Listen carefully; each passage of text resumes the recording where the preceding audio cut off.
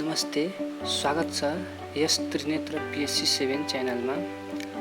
आज म दूरसञ्चारको परिचय र तथा विकासक्रम सम्बन्धी केही जानकारी लिएर उपस्थित भएको छु। भिडियो मन परेमा लाइक, शेयर र सब्स्क्राइब गर्नुहोला। दूरसञ्चारको परिचय तथा विकासक्रम।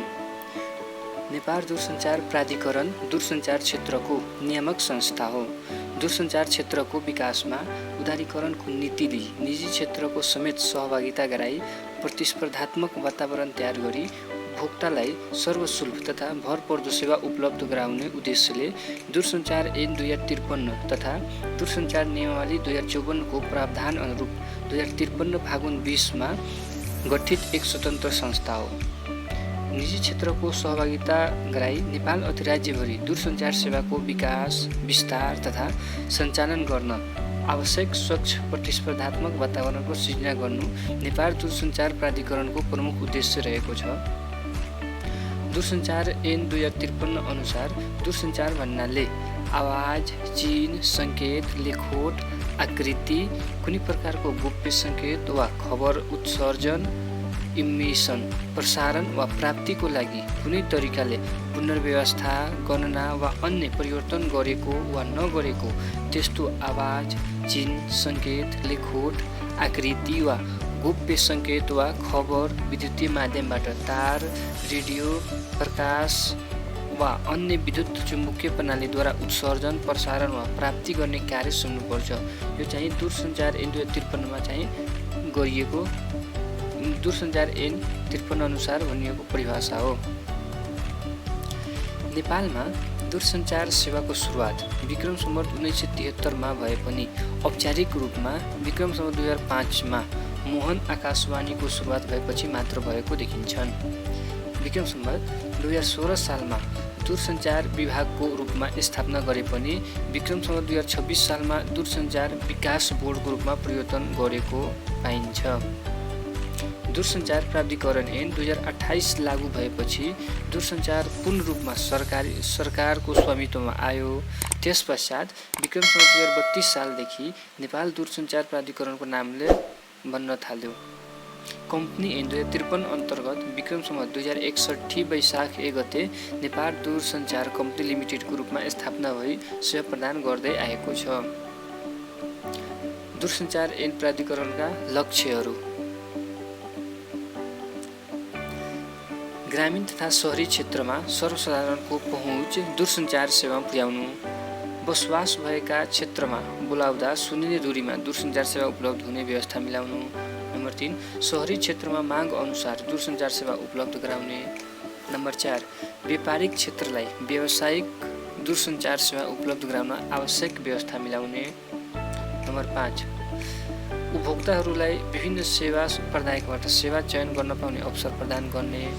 नम्बर 6, ग्रामीण क्षेत्रमा पनि सोही अनुरूप सेवा चयन गर्न पाउने व्यवस्थाको विस्तार क्रमशः गर्दै लग्ने।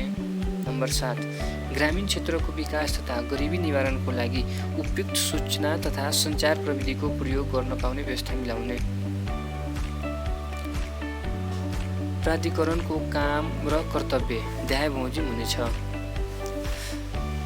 दूरसञ्चार सेवाको विकासको लागि नेपाल सरकारले अपनाउनु पर्ने नीति, योजना र कार्यक्रमको सम्बन्धमा नेपाल सरकारलाई सुझाव दिने। नम्बर ख, दूरसञ्चार सेवा तथा सुविधा सर्वसुलभ र भरपर्दो बनाउने। नम्बर ग, आधारभूत दूरसञ्चार सेवा र सुविधा नेपाल राज्यभर सबै क्षेत्रमा पुर्याउन आवश्यक व्यवस्था गर्ने। नम्बर घ, दूरसञ्चार सेवा सञ्चालनमा स्वदेशी तथा विदेशी निजी क्षेत्रका लगानीकर्ताहरूलाई सहभागी बनाउने। नम्बर अङ्ग, दूरसञ्चार सेवा र सुविधा सर्वसाधारण सबैलाई उपलब्ध गराउन त्यस्तो सेवा र सुविधा प्रदान गर्ने व्यक्तिहरूबीच समन्वय र स्वस्थ प्रतिस्पर्धा हुने व्यवस्था गर्ने। नम्बर 6, दूरसञ्चार सेवा र दूरसञ्चार सम्बन्धी यन्त्र तथा उपकरणहरूको स्तर तोक्ने, गुणस्तर निर्धारण गर्ने तथा स्वीकृति गर्ने।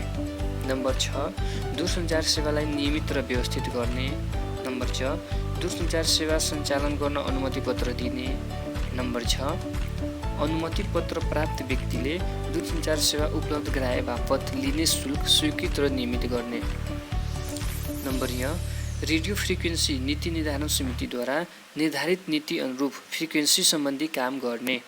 नम्बर ट दूरसञ्चारको क्षेत्रमा नयाँ प्रविधिको विकास तथा उपयोगबारे अनुसन्धान गर्ने गराउने। नम्बर ठ दूरसञ्चार क्षेत्रको लागि दक्ष जनशक्ति विकास गराउने। नम्बर ट उपभोक्ताहरूको हक हितको संरक्षण हुने गरी दूरसञ्चार सेवाको विकास र विस्तार गर्ने गराउने। नम्बर ढ दूरसञ्चारका सम्बन्धमा नेपाललाई अन्तर्राष्ट्रिय ट्रान्जिटको रूपमा विकास गर्ने गराउने। नम्बर र दूरसञ्चार सेवाको विकास र प्रवर्धनको लागि आवश्यक र उपयुक्त अन्य काम गर्ने।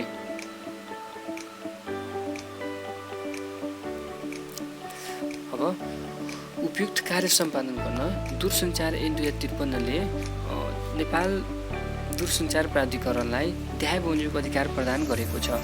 नम्बर 1 दूरसञ्चार सम्बन्धी यन्त्र उपकरण तथा सुविधाहरूको गुणस्तर निर्धारण गर्ने। नम्बर 2 अनुमति पत्र प्राप्त व्यक्तिलाई आवश्यक आदेश वा निर्देशन दिने। नम्बर 3 दूरसञ्चार सेवा प्रदायकहरू बीच र सेवा प्रदायक र ग्राहक बीच पर्ने विवाद समाधान गर्ने। नम्बर 4 दूरसञ्चार सेवाको निरीक्षण र जाँचबुझ गर्ने। नम्बर 5 अनुमति पत्र जारी, नवीकरण, खारेज, संशोधन गर्ने एवं इन बमोजिम कार्य नगरेमा सेवा प्रदायकहरूलाई दण्ड जरिवाना गर्ने। नम्बर 6 सेवा प्रदायकलाई आवश्यक पर्ने विदेशी मुद्रा सट्टीको सिफारिस गर्ने। क्षतिपूर्तिको निर्धारण गर्ने।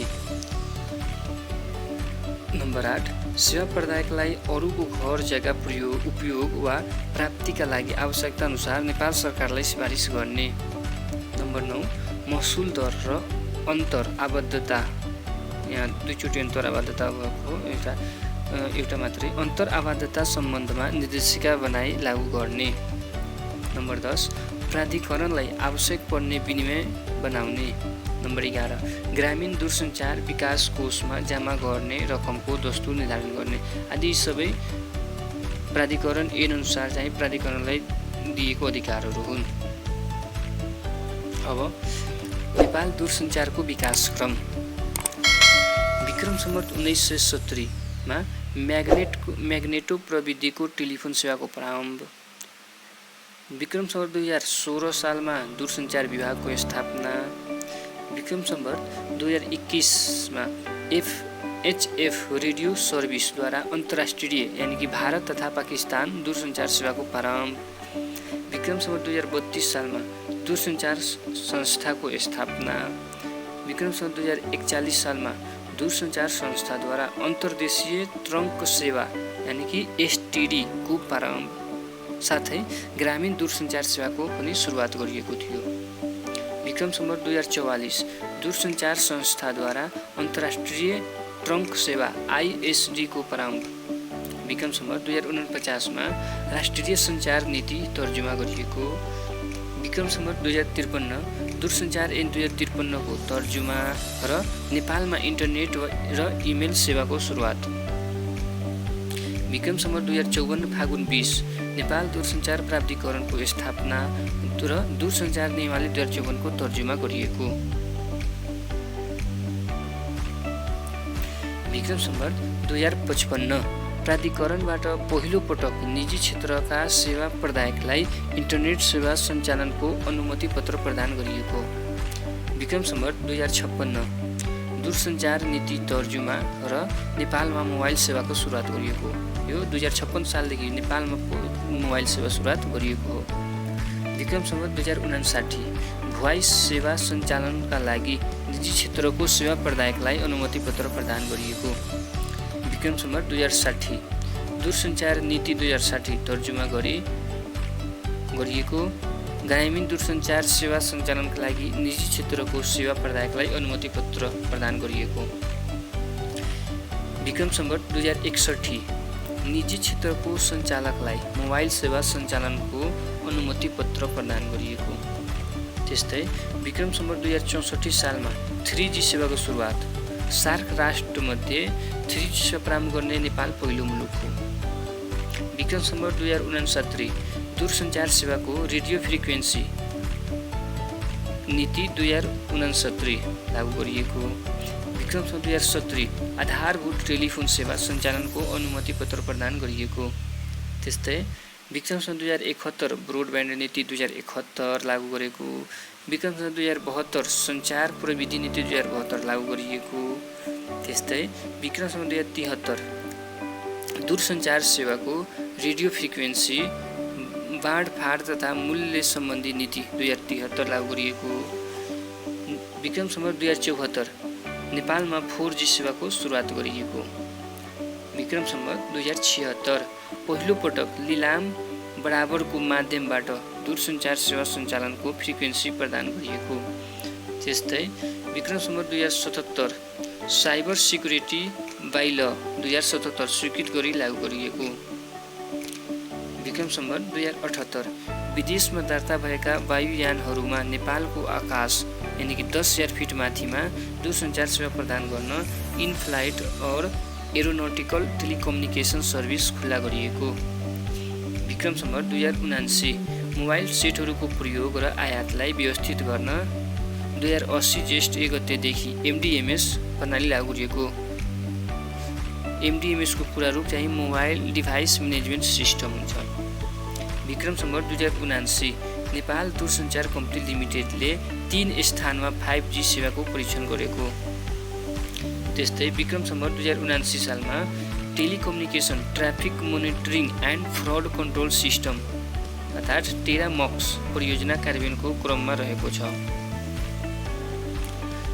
अब नेपाल दूरसञ्चारका चुनौतीका विषयहरू। नेपाल दूरसञ्चारसँग के कस्ता चुनौतीहरू रहेका छन्? विश्वव्यापी रूपमा भइरहेको परिवर्तनलाई आत्मसात गर्दै नेपालको दूरसञ्चार क्षेत्रलाई समेत सोही अनुरूप नियमन गर्दै जानुपर्ने अवस्था रहेको सन्दर्भमा ध्याय बमोजिमका चुनौतीहरू सम्बोधन गर्नुपर्ने अवस्था रहेको छ। नम्बर 1 भरपर्दो सर्वसुलभ र गुणस्तरीय दूरसञ्चार सेवामा आम उपभोक्ताको पहुँच पुर्याउन। नम्बर 2 दूरसञ्चार क्षेत्रको प्रभावकारी नियमनको लागि नीति नियम र कानुनहरूलाई समय सन्दर्भित बनाउनु। नम्बर 3 दूरसञ्चार नेटवर्कलाई भरपर्दो र विश्वसनीय बनाउन नेटवर्क सुरक्षा सम्बन्धी आवश्यक कानुन निर्माण गरी कार्यान्वयन गर्नु। अर्को सेवा प्रदायकले नेटवर्कको विस्तार र प्रयोगमा भएको वृद्धिले सेवाको गुणस्तरहीन हुँदै गएको। अर्को दूरसञ्चारले तोकेको लक्ष्यहरू हासिल गर्न सम्बन्धित निकायहरूमा आवश्यक समन्वय कायम गर्नु। त्यस्तै अर्को दोहोरो लगानी हटाई पूर्वाधार विकासमा हुने लगानी न्यूनीकरण गर्न पूर्वाधारको सहप्रयोगलाई प्रोत्साहन गर्न ढिला भइसकेको अवस्था रहेको छ। त्यस्तै अर्को नेपालको दूरसञ्चारको बजारलाई मध्यनजर गर्दा इन्टरनेट सेवा प्रदायकहरूको सङ्ख्या उल्लेखनीय वृद्धि भइरहेको। डिजिटल साक्षरता बढाई डिजिटल डिभाइड कम गर्नुपर्ने आवश्यकता रहेको छ। त्यस्तै दैविक प्रकोपको समयमा समेत नियमित रूपमा सेवा सञ्चालन गर्ने गरी पूर्वाधार निर्माण गर्नु। त्यस्तै विद्युतीय फोहोर व्यवस्थापन सम्बन्धी नीतिगत व्यवस्था गर्नु आदि यी सबै चुनौतीका विषयहरू रहेका छन्।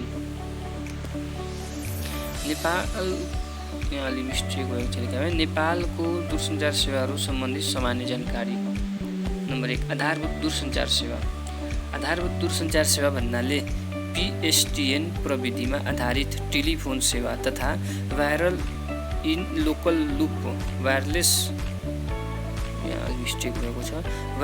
लोकल लुप WLL प्रविधिमा आधारित रहेर सञ्चालन हुने सेवा बुझिन्छन्, जस अन्तर्गत स्थानीय टेलिफोन सेवा, अन्तर्राष्ट्रिय ट्रङ्क टेलिफोन सेवा र लिज सर्किट सेवा पर्दछन्।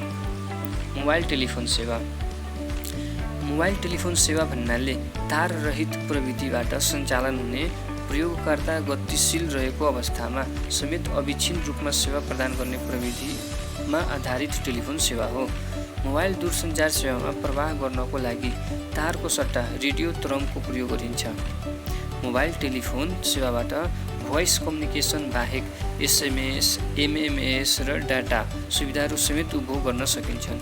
यस अन्तर्गत हाल नेपालमा 2G, GSM, 3G और WCDMA र 4G और LTE सेवा व्यावसायिक रूपमा सञ्चालनमा रहेका छन्।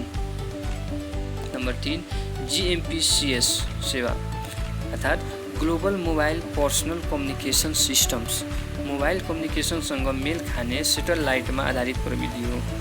सेटेलाइटको प्रयोग गरिने भएको कारणले गर्दा देशको जटिल भौगोलिक बनावटले यसका प्रयोगकर्ताहरूलाई कुनै बाधा पुर्याउँदैनन् र यो प्रविधि दैविक वा प्राकृतिक प्रकोपको अवस्थामा समेत